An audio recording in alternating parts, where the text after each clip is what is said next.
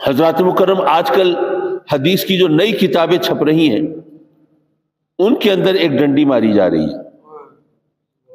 حدیث کی کتابوں سے وہ حدیثیں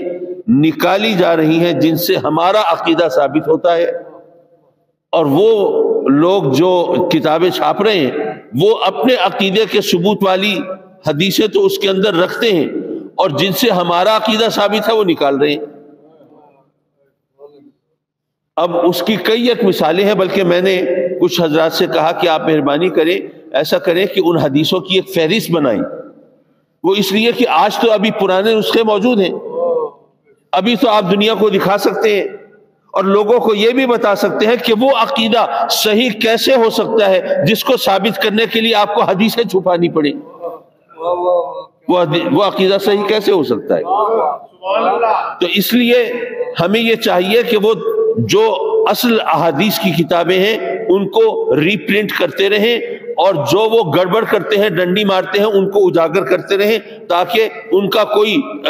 حربہ وہ کارآمد نہ ہو سکے. لیکن ساتھ یہ بھی عرض کرتا چلوں، مجھ سے بولنے میں کوتاہی ہوئی، میں نے کہا جن سے ان کا عقیدہ ثابت ہوتا ہے ان کا عقیدہ کسی سے ثابت نہیں ہوتا، وہ تو سمجھنے کی غلطی ہے نا.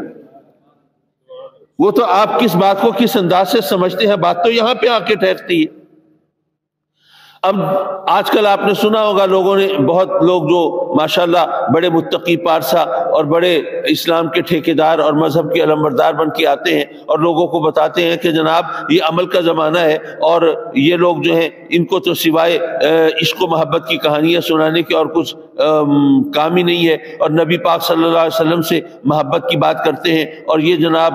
یہ اس محبت کی کیا تک ہے جب تک کہ آپ عمل نہ کریں اور عمل کا راستہ اختیار کریں فلاں. اس قسم کا آج کل بہت زیادہ یہ پروپیگنڈا کیا جاتا ہے. میں یہ بتانا چاہ رہا تھا کہ قرآن و حدیث سے آقا کریم صلی اللہ علیہ وسلم کی محبت کا جو معیار ہمارے سامنے رکھا جاتا ہے، کم از کم اس کو تو دیکھ لیں، ہم اس کو پیش نظر رکھ لیں. صحابہ کرام کے حوالے سے جب ہم یہ بتاتے ہیں کہ ان کا عالم یہ ہے، حضرت زید رضی اللہ تعالیٰ عنہ فتح مکہ سے پہلے مدینے جا چکے ہیں، وہ غزوات ہو چکے ہیں، لیکن فتح مکہ سے پہلے اتفاق سے وہ کافروں کے مشرکین مکہ کے ہتھے چڑھ گئے، اور صفوان بن امیہ نے اپنے غلاموں کو کہا کہ ان کو حدود حرم سے باہر لے جاؤ اور وہاں پر جا کر ان کو قتل کر دو، ان کو مار دو. اب جب وہ حدود حرم سے باہر لے کے گئے تو اتفاق سے ابو سفیان جو اس وقت تک مسلمان نہیں ہوئے تھے، تو انہوں نے وہ اس حضرت زید سے کہا کہ زید، میں تمہیں خدا کی قسم دے کے پوچھتا ہوں کہ کیا تمہارا اس وقت دل یہ نہیں چاہ رہا ہوگا کہ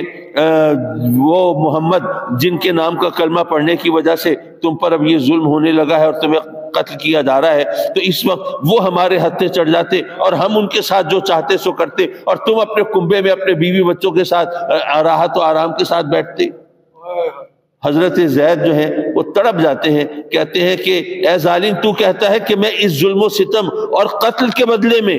آقا کریم کے اور میں اپنے لیے امان چاہوں، ارے مجھے تو یہ بھی گوارا نہیں ہے کہ صرف آقا کریم کو ایک کانٹا چبھے اور اس تکلیف کے بدلے میں مجھے راحت و آرام مل جائے.